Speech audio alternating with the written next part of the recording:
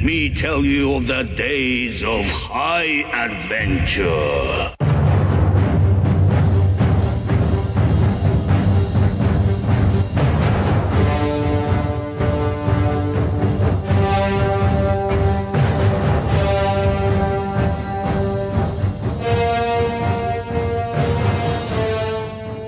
I'm John. And I'm Kevin. And this is 6 Degrees of Schwarzenegger, the podcast where we take a long, hard look at some of our favorite action movies from the era of Arnold.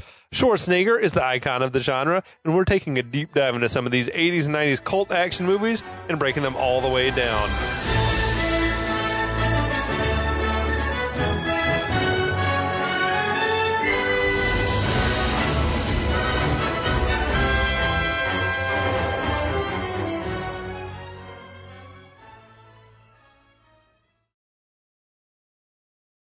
Well. Kevin. Man, the bourbon is starting to take hold. It's the Christmas cheer. I think you mean the Christmas cheer. They're the Christmas spirits, as it were. Spirits, indeed. Tell them what we've moved on to. Fuck whatever else we're doing. Ooh. We are drinking something from the Dueling Grounds Distillery in Simpson County, Kentucky. We found this on our sojourn to Kentucky back in October. This is called Lincoln Pinch bourbon, and it is a single barrel cask strength guy. Tell them about the proof. And it's well, I like that it's 122.1. Woo! That's how you know you're getting it straight from the barrel, is because it's not going to be an even number. And it is of all the things that I brought back from that trip, of the 5 or 6 bottles that I brought back, this has been my favorite, and not I just think it's the most interesting tasting. Yeah, I can already tell you. This is going to be my one and only glass. Because if I have another pour of this, I will fall out of this chair. Yeah, you won't remember episodes 3 through 5. But we're back. Those are the best episodes, are the ones I don't remember. I have no idea what I said. This, and then they're hysterical. Yeah. So we're back. We're talking Jingle All the Way. Hello, listeners. Hello, friends. Last of the Action Heroes Podcast Network. Shout out. Check out the podcast network. There's definitely good shows going on over there. Stings the nostrils. Sex Panther. 60% of the time works every time. That doesn't make sense. Anyway, yeah. This was my first time watching this movie. It's the holidays. This is our special holiday series. Absolutely. Yeah, and so it's nice to go back to the Arnold well. If you haven't gotten all your Christmas shopping done, let this be your reminder. Yeah, that's right. Do it or don't do it. A cautionary tale. Or just wait until Christmas Eve and run to Walmart like I used to do. Here's a narrated version of the Bible by Charlton Heston. I'll get this for my grandparents. So tell us a little bit, John, about what's happening in this film. So we know that our protagonist, Howard Langston, is a mattress wholesaler. He's whatever. He's the mattress. What do you call it? The mattress king of the Twin Cities. Yes. And he's a workaholic. He ignores his family. His young son Jamie's obsessed with a Power Rangers Ultraman knockoff called Turboman. And because he's an absentee father, he is not up on the fact that his young son wants a Turboman action figure for Christmas 2 days before Christmas. Is it believable that his kid could eat, sleep, and just live Turboman, and he's never heard of it before? 100%. Okay. Sure. If he's a workaholic, then yeah, he's like, who? He's tuned out? Yeah, he's like, whatever. And then we also, the only other thing that we know is that his wife is frustrated with him and wants his assurance that he remembered to get the toy, which he didn't, and that he's got a neighbor, Ted, who's a dirtbag, who's got eyes for his wife. Absolutely. So that's it. It's Christmas Eve. He's got to go find this he's toy. Left the house to go find a Turboman, which, if you can think back to the 80s and 90s, this movie is apparently modeled after the original Cabbage Patch Kid doll phase. Slash Tickle Me Elmo. But also, if you can think Tickle Me Elmo, which happened this year, 1996. Oh, shit. Okay. And then the Power Rangers thing was the biggest one that I can remember from, my younger brother really wanted. That was the about. hot toy one. Yeah. I think Those were the three. But Ninja Turtles even. What about like Star Wars? There was the year that the movie came out, and it was like everyone was buying those vouchers for a Star Wars toy because they were short on Star Wars toys. But I remember like Ninja Turtles, like you couldn't find the party wagon, or you couldn't find the sewer, or you couldn't find the Technodrome. It's like. So all that kind of stuff. So it's an artifact of its time, but definitely. It was definitely the culture in the 90s. Because now it's like companies know they just jack up the price and pretend, but you can still order it online. But you go on Amazon and you buy it and it comes to your house. Yeah. You don't have to go find it. But we're in Minneapolis. There's like a mob scene outside this toy store, which I've never been shopping on the hellscape of Christmas Eve. Could it be this crowded? Sure. On Christmas Eve, you think they're out like this many fuck ups? I think that Christmas by Christmas Eve, I don't know if they're getting news from somewhere that there's going to be a toy store that has the thing. Yeah, maybe. But I think most of this stuff happens in the weeks before. Right. So, I've heard of families, psychotic families, that would go out together and do all their Christmas shopping on Christmas Eve, like as a family outing. And I'm just like, fuck that. That sounds like hell to me. Well, I mean, is everyone buying like one gift? I don't know. If I knew what the system was, then maybe it could be fun if everyone's a little drunk and it's like you buy one gift for one person. You don't want to push a stroller around in the mall on Christmas Eve. Or leash your child like my mom used to do. Shit, did you wear the leash? Oh, fuck yeah. We were leashed. We were tethered to the stroller. I learned something new about you, and I like it. Yeah, when Jacob, my younger brother, was still toddling, the rest of us fucks were leashed to the stroller. That is awesome. This leash demeans us both. With a Simpson shout out. With like a high-end telephone cord. You didn't put the shot collar on. No. If you're too far away, you get a little jolt. We couldn't be beaten from a distance, yeah. But so Howard, he's at the toy store. He shoves his way to the front of the line. He's asking through the door when the store opens. Ain't no way people are letting you just shove to the front. No, you would have been manhandled right the fuck back. I don't know. Even He's if a you're big Arnold. guy, though. He was a big guy. So this smug employee inside taps on the window and is like telling him it's 9:00. Great face from that guy. Pulls out his fucking pocket watch. He's psychotic. Who carries a pocket watch? He's a serial killer. Yeah. It says 8:58. He's a Batman villain. And Arnold or Howard is pissed. The crowd pushes him back away from the door. They're heckling him. Now we get the entry of our postal worker, Myron, played by Sinbad. He's defending Howard, saying he's just a dad. He's just trying to find a toy for Christmas. Right. Basically. Myron says this last-minute shopping is enough to drive a man insane. Like, Sinbad was coming in hot, though. Yeah, big time. So he says he's stuck shopping today because the holiday season is so busy at the post office.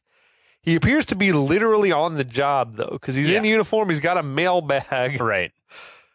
Myron proceeds to go on this rant about the mail at Christmas, and he's talking about, like, people sitting, how many shaving kits does a man need? And all this. Probably improvising most of this. Absolutely ad-libbing the shit. So Myron says he's here because his kid really wants one of these Turbo Man dolls, except he talks about, like, this fruity action figure, Turtle Man. Yeah. And I'm like, ooh, yeah, you couldn't, like, just make the casually, like, sort of homophobic comments anymore. But Howard says that's what I'm here for, too. Yeah, I to credit Howard, he was very patient with this stranger, Danger. Oh, yeah. Myron then goes on another rant about the toy companies brainwashing kids and making them feel bad if they don't get the popular toy. There was all kinds of, like, the working class men like us being held in thrall by toy cartels that spend billions to brainwash children. I was Lenin. Like, whoa. He's been reading the Communist Manifesto, but he's not wrong. I love his. I know what I'm talking about because I did a semester at junior college. Yeah, he was definitely ab-libbing this shit. Yeah. But yeah, he's going on about, like, his wife was fucking everyone at the post office except for me. The backstory was amazing. Woo. Okay. So he says he'd like to get his hands on the head of the toy company and choke him out. And then he grabs this older woman from the crowd and he's strangling her while no one intervenes. Yeah, no one steps in. Everyone's like, hey, man, what's that didn't happen. I was digging the unhinged energy, but, like, this, yeah. Someone would, like, you're choking that lady out. He lets her go, and then he tells her you shouldn't wear fur. Which is another ad lib, certainly. Yeah. It's so good stuff. The toy store unlocks the door. People come storming, and they trample over that door guy. Serves him right. Which fuck for being that an dude. asshole. Yeah. Howard and Myron, they bolt to the Turbo Man section, find at nothing. the expense of numerous other shoppers. Yeah, dude. They are body checking people right They were and left. throwing people out of the way. So they find nothing but empty shelves. Howard grabs this young Chris Parnell, and he tells Love Chris Parnell. asks him, do you got any more Turbo Men in the back? This is the first movie Parnell ever did, apparently. This is Nailed it. Pre-Saturday Night Live. He laughs hysterically, tells his coworker, these guys are looking for a Turbo Man. Did you recognize the dude, Patrick Richwood? He was in a bunch of other movies at this He had time. a very familiar face. A very unique look. Yeah. And I recognize a lot of the other movies that he was in, but he always sort of played like that laid-back, weird-looking character. I feel like he did a lot of commercial acting, too. Those two, though, cracked me up. They were amazing. Yeah, that was another one of the legitimate laughs in the movie. So word quickly spreads through the store that they're looking for a Turbo Man. That woman's like, these two are looking for a Turbo Man. I love everyone's like, laughing. Where have you guys been? Turbo Man's only the hottest selling cruiser toy ever. Duh. We got plenty of Turbo Man's partner Booster. Big laugh. He calls him his faithful simpleton partner Booster. Big laugh. Yeah. Nobody wants. I enjoy the running joke that nobody likes Booster. Especially by the end of the movie, which we'll get to later. But it's fucking odd. It is amazing. It was, to me, shades of Pee-wee's Big Adventure when he was at this Alamo. It's like, there's no basement at the Alamo, and everyone's just laughing at him. Someone stepped out from the crowd and took his picture, like in his look at this fuck. in his darkest moment. But so Howard grabs the dudes. He demands to know where he can find a Turbo Man. Where's your Christmas spirit? Yeah. They tell him, oh, a woman just left with a Turbo Man she'd had on layaway. They gave her up immediately. They did. Howard goes running to try to find the woman, but Myron knocks him into this big toy display and goes after the woman himself. Howard grabs the remote control for this little remote control car from off this kid. He blindly... He's an amazing... Yeah, he has some second sight. He drives the car and uses it to trip Myron, which he could not even see where he was driving the shit, and he perfectly did that shit. He's like, this is war.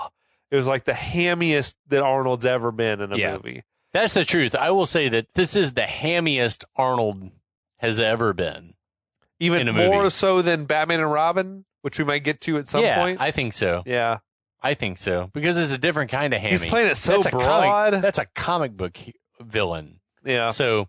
in this, it's just like slapstick. And it's like Arnold doing slapstick is right. Weird. They could have been a better film if they had cast someone else, a comedy guy. Yeah. I think we'll get to this that movie later. would be awesome with Vince Vaughn. I was thinking about fucking how good Tim Allen could have done this. Tim Allen would have been amazing in this. Yeah. Yeah. Right around the time, like the Santa Claus was about to come out. Imagine fucking, he might have been young. He could have played Tom Myron. Hanks. Maybe Jim Carrey was blowing up. Jim Carrey would have been awesome in this. Yeah. He might have been young to have a family and all that. But no. So they were having him young back in the day. So Howard runs out. He stops to taunt Myron. Oh, poor baby. I remember that from the trailers and Does stuff. a great face, though. Yeah. He's like Arnold always gives good face. It's the Arnold accent. always gives good face. The accent, the cadence, it's hard for him sometimes. And that's when I said that's like alternate titles for this movie should have been Adults Behaving Badly or Black Friday. Oh, yeah, that would have been nice. Yeah.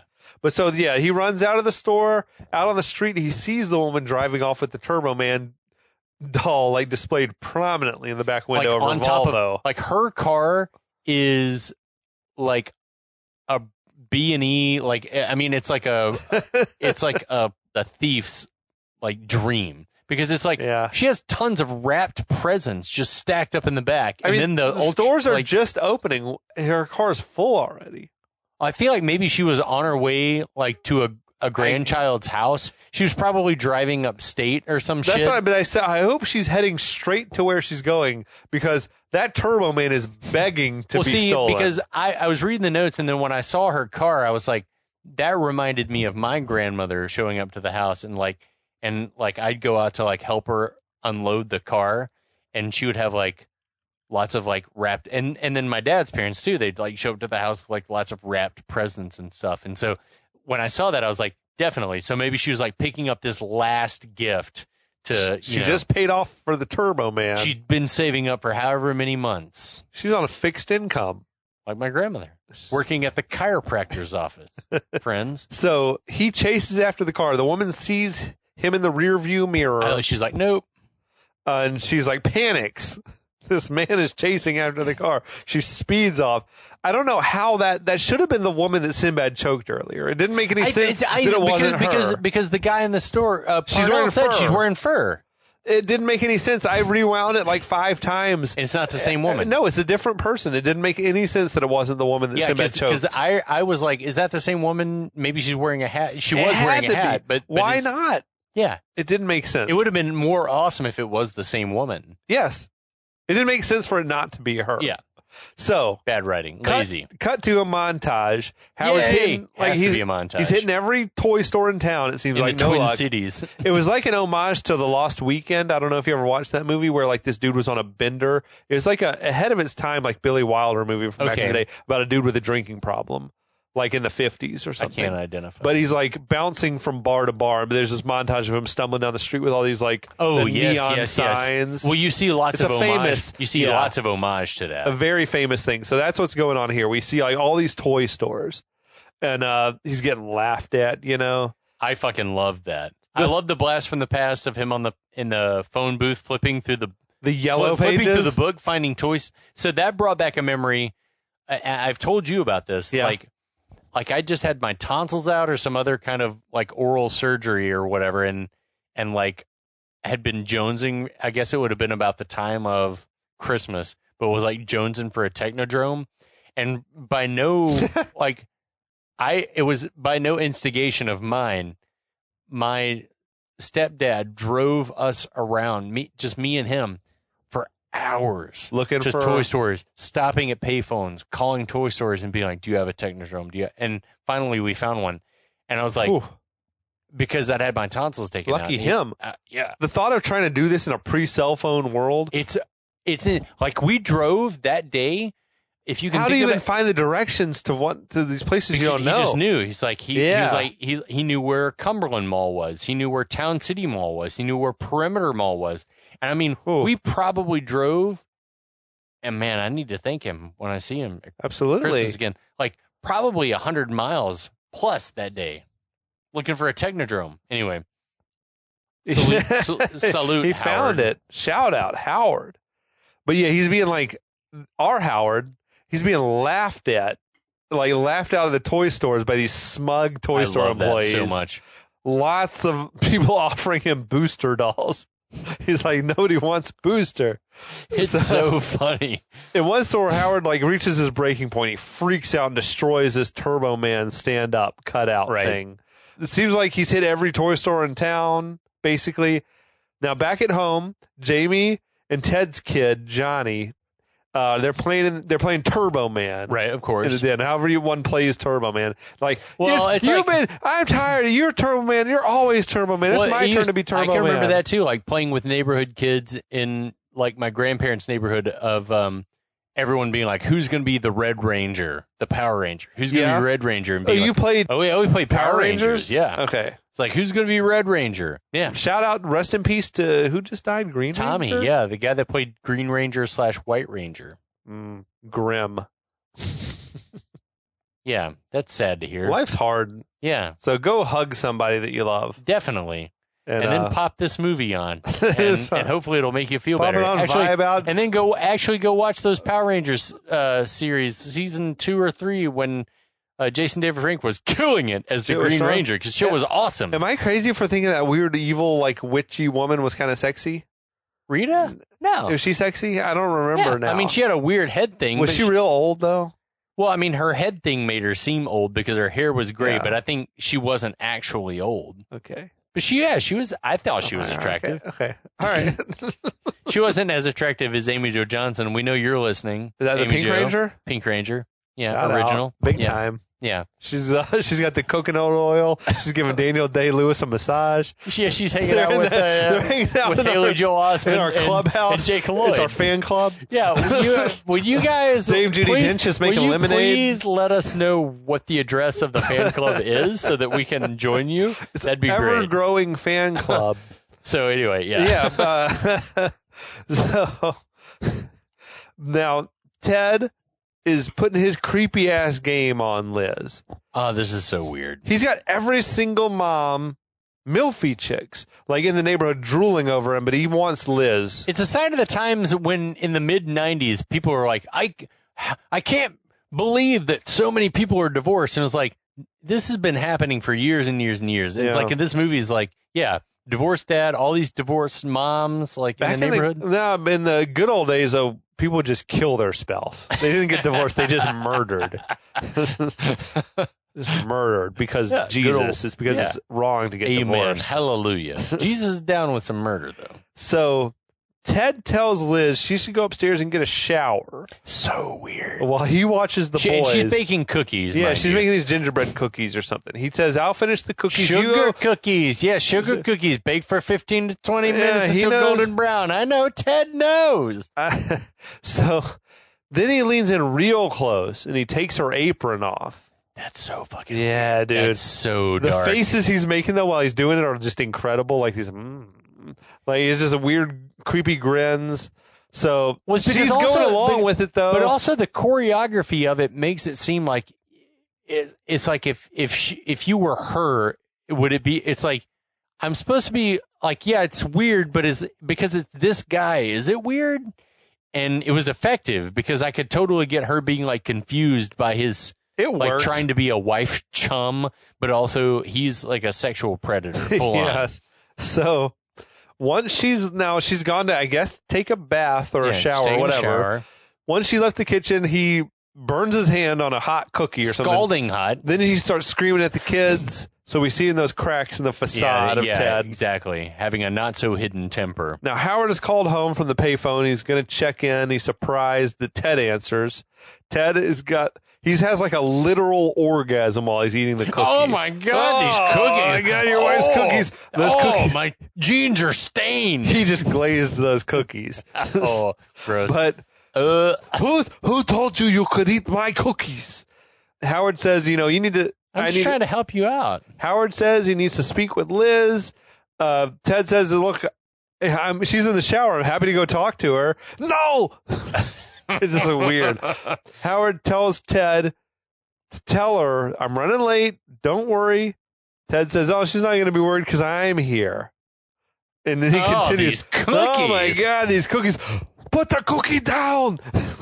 That's like, I feel like the line that was supposed to blow up. Put the cookie down now. Yeah, I feel like this movie should have blown up more, but I'm wondering if it's because audiences had Arnold fatigue. Yeah, I'm seriously wondering. Maybe so. I could see it. It's just like, a holiday movie with Arnold. Put that cookie down. Because I love that, though. Yeah. The delivery, it's like that. It's not a tumor. It's like any number of other. Exactly. It's supposed to catch on. Put the cookie down. It should be a catchphrase, but it's not. Well, it will be now. Thanks for listening, everyone. Thanks, Arnold, for bringing it back. But yeah, it gets a big reaction from the other people in the bank of payphones. Blast from the past. There was this story I read in the news earlier this year about New York City, had removed its last payphones in the city or whatever had been taken down. Tons of payphones all over London. Really, there were still the red. Because I think you can, it's still a thing where you can buy cards and call if you need to. I think there's still plenty of phone booths here in our home base of Atlanta, but even New York apparently is done with phone phones booths. In as long ago as 2008, 2009, because a lot of people don't want to pay for. Now it's included in your cell bill. Just travel and fucking use the cell service. But people would travel overseas. At least I did, and then buy prepaid cards and call someone. That's a fucking hassle, man. Just use your phone. Just Did use you your have phone service over there? Hell yeah. And that was I another wasn't sure if thing you had too. to, Like, it used to be that you didn't. yeah. And I will also say that driving all over northern Wales out in the middle of the fucking national park without cell service, that Google Maps still gets a signal and was surprisingly accurate even when I was lost out in the fucking wilderness. Not really the wilderness. You found your way back home. And the GPS driving never once let me down. So it's like, but you were driving on the left side of the road? Yeah. How was that? That's fine. Easy? Yeah. Even as drunk as you were? I will proudly, kidding. say that never once did I drive inebriated in the UK on the other side of the road.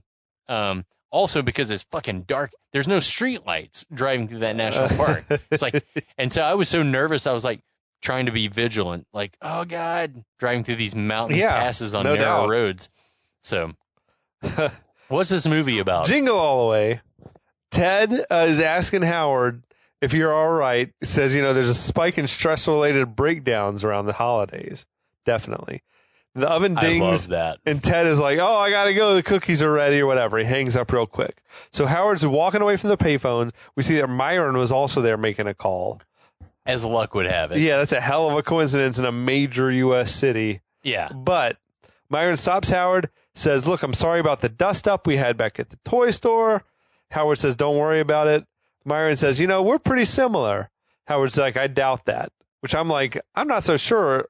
Like, I think we're supposed to automatically make the leap that Howard's the good guy and Myron's the bad guy. Right. But I don't know why that is. They're the same human so far, except that Howard's rich and he's white. Right. And Myron's a lowly civil servant minority guy. Very interesting. So, but because, Howard seems more successful socioeconomic wise. I started drawing comparisons between Bruce Willis and Samuel L. Jackson in Unbreakable. Where Where flip sides of the coin? Yeah. Where Arnold is the Bruce Willis character, like the good white guy. Yeah. And Myron is Samuel L. Jackson, the evil black guy. Or like the ulterior motive, like different set of values, like trying to figure things out, black guy. And I was like, that's interesting that they chose to make the bad guy the antagonist in this case. Well, there are dual antagonists. There's relationship antagonist, white guy. It's motorcycle cop antagonist. Yeah, well, I guess three antagonists. And then, So I thought that was very, very interesting. But again, another time, another decade. Yeah, to me so far, they're just a couple of questionable dads. Yeah, that's the thing. It's like, and I referred to it in my notes earlier. It's like they're sort of like working class dads that have been brought to, well, maybe Arnold's not working class because he owns his own cashmere company. jacket and his. But they've been brought to this point because they've been brainwashed by Big Toy. Yeah, Big Toy cartels. So now Myron suggests we should work together to find some Turbo Man dolls. That's the fucking best possible idea that anyone's had. Like, let's split up. We'll cover more ground. If either one of us finds Turbo Mans, we'll buy two of them. We'll meet at back wherever at a certain time and see how we did. This is a pre-cell phone world. Yeah, ideal. But Howard politely declines that offer. So then Myron gets more adamant about it, but Howard's like, look, I think you're a nice guy, but I want to do this by myself, which I sort of understand where Howard's coming from in principle. Yeah. But priority numero uno for today is getting the thing. Find the fucking Turbo Man. Thing. We'll worry about becoming a better dad starting tomorrow. Okay, but we got to find this doll. So Myron looks like his feelings are kind of hurt. Then Howard sort of is rolling his eyes at Myron, which Myron, honestly, I'm not so sure that Howard's not the prick in this particular scene. Yeah.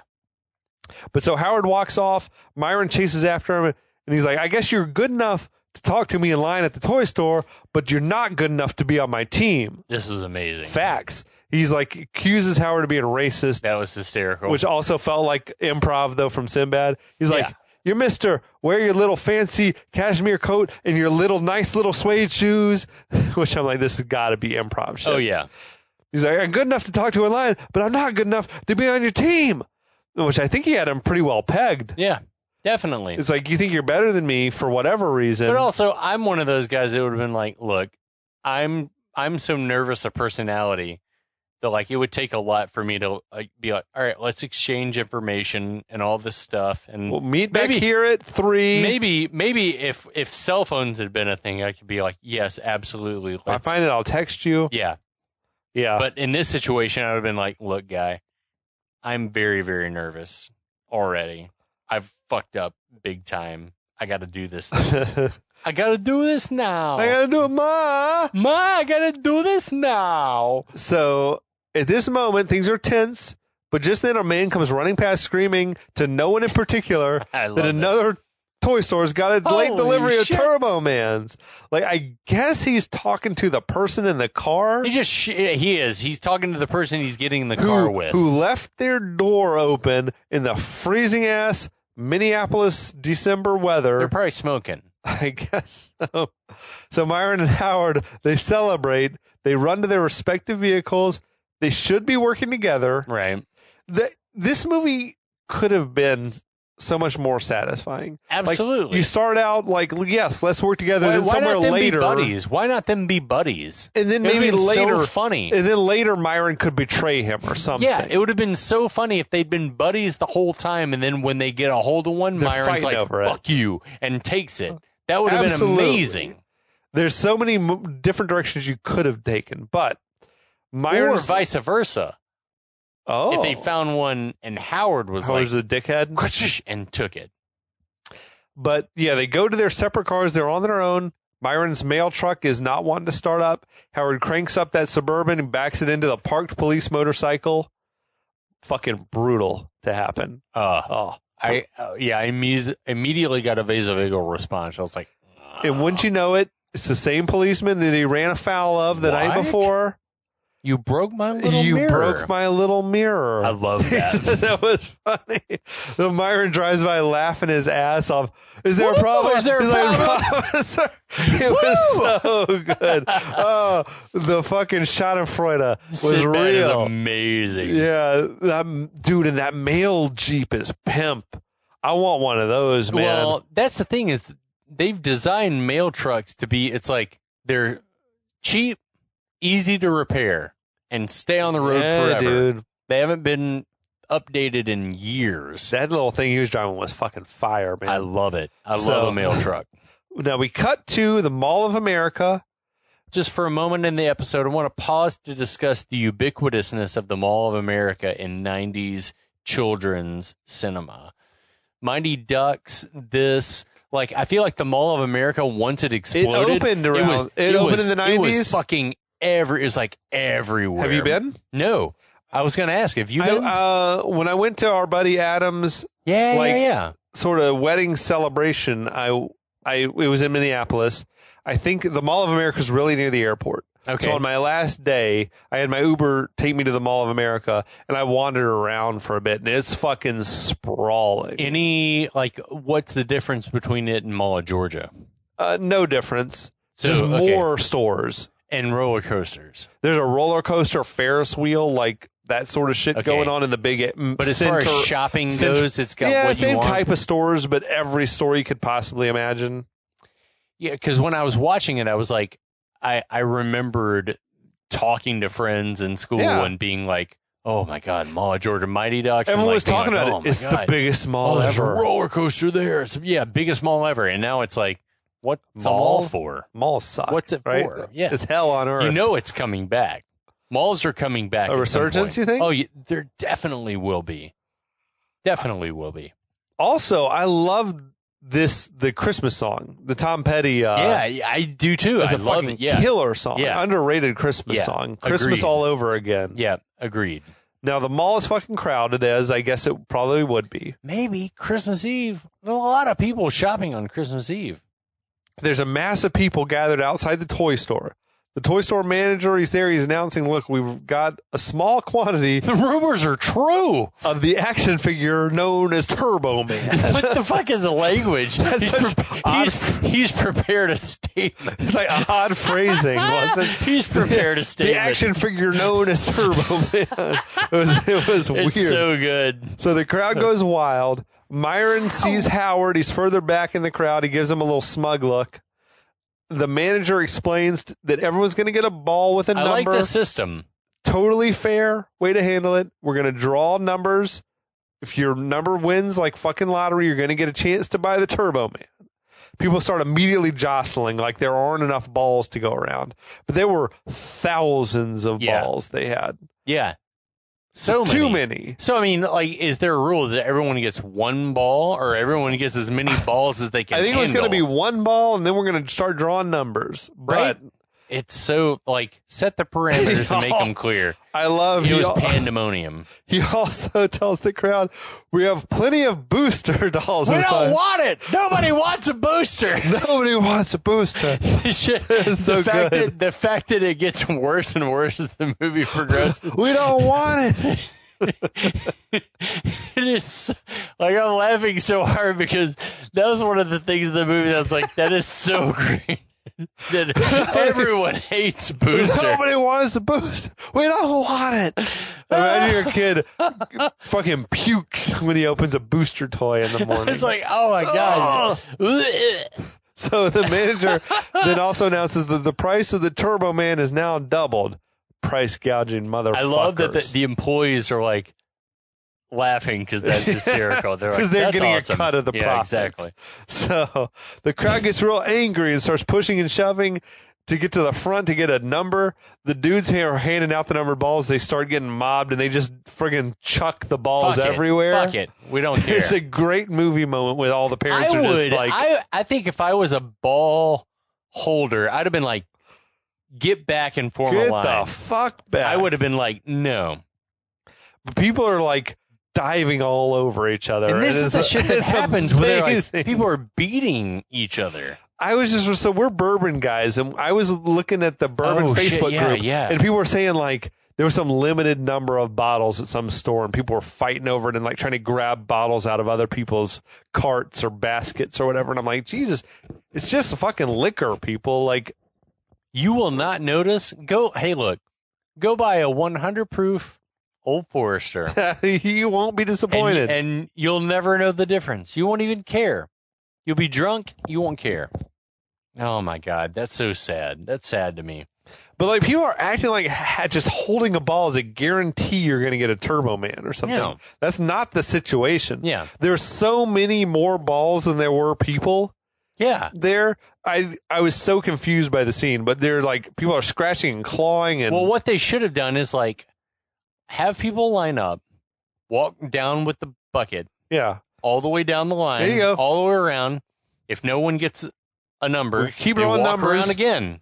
We'll keep drawing numbers until we get somebody. Yeah. But I loved Howard manages to get a ball. Myron dives on him. That was so like, maces him. Fucking, I was pissed. And he's screaming, he maced me. That shit was so funny. Myron celebrating having gotten that one ball, and then Howard, this is one of my other favorite. He got two. That shit was amazing. It's another one of my favorite moments in the movie. The whole crowd's like, fuck this. It wasn't even true. Get the mailman. Get the mailman. They start like diving on Myron, and the ball goes rolling off, and he's at the bottom of the pile. Myron's like saying, Rodney King. Rodney King. It had more improvs, I'm sure, from Sinbad. Yeah. Howard goes chasing after this one ball like this is a guarantee you're going to get one. He left the store instead of just getting another ball. It makes no sense. Like this is the one ball he's got to have. It doesn't make a lick of sense. No, but he's chasing down this crowded escalator and through like Legoland. He's fucking wrecking kids. I get big shit. John Matrix vibes of him running through the mall. Running amok in a mall. Yeah. What we're missing though is there's more opportunities for carnage. Like he jumped off the escalator and landed on the piano, and the shit should have just fully collapsed. Yeah. You know? That would have been sad. Or like, yeah. dude, how fucking sharp the stairs are on an escalator. Like, if he was just shoving people down, whatever. Like, it should have been There are all heavier sorts of on the bodily violence. injuries in this movie that could have happened. It could have gone to, like, larger Home Alone type levels of carnage happening. Agreed. But so Howard dives after this ball. He goes, like, rolling under a railing, falls down into the lower level of the mall into some kid's stroller. Yeah, and it was rolling through a Legoland play area. He was fucking kids shit up in there, like he was running kicking and wrecking displays Legos and stuff. Yeah. So then the ball, he goes rolling under this railing, falls down to like the next lower level of the mall into some kid's stroller. The kid locks eyes with Howard and gives this creepy fucking look to him. Devil child. That kid was a like creepy, weird, androgynous type of kid. My younger sister Drew had the same haircut around that same age. Like this weird just bowl cut thing. Yeah. Now Howard, now he's in the elevator. He's riding down, instead of going back to the toy store, he's riding down the elevator. To get a different number. Yeah. He's going to track this kid down, and he's gone into this indoor playground thing. This shit is taking so long that every Turbo Man's probably already been given away upstairs. That's all I was thinking about. Is like, you've lost your chance. This is like, dude, you're the shady fucking Howard that you are. Just like mosey over to that manager and be like, look, I'll give you $500 if you sell me a Turbo Man. Yeah, you've got money. It seems like you're wealthy. Anyway, that's how it should have gone down. Yeah. Just bribe this dude's ass. But Howard, he's charging into the playground, fucking hurdling over kids and crawling through tunnels. The kid with the ball is like taunting him. That was funny. You like the kid was funny. So Howard chases after this kid. He goes down the slide into the ball pit. He immediately asks this girl. He immediately identifies it as a girl, which I didn't know. Yeah, I was like, what the fuck? I thought this kid's just fucking weird. But so he picks up a ball from the ball pit and he's like, don't you want to trade ball? Did you want this shiny red ball? One of thousands of balls in the ball pit. She shakes her head and then pops the ball in her mouth. What? Which he goes grabbing, trying to get that ball back. Which you don't touch a child. No, don't touch a child. Rule of thumb: never put your fingers in the mouth of someone else's kid, or touch another child ever.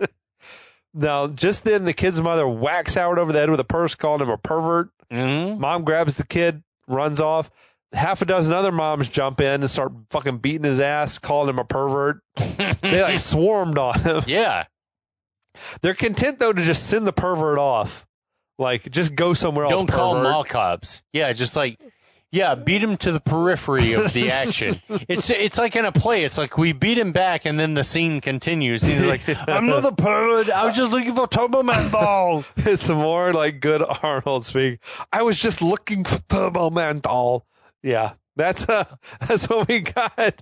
That's where the movie's going to happen. He's not going to be arrested by mall cops, surely. The quest continues for a Turbo Man doll, but we're going to have to get to that next week. In episode 3. Yes. Please join us. Happy holidays to you and yours.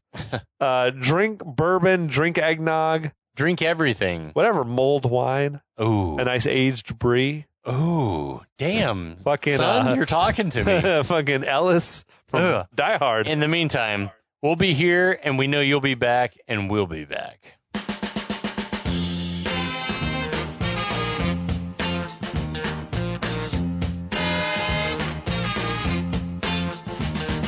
They call me backdoor Santa. I make my runs about the break of day. They call me backdoor Santa. I make my runs about the break of day.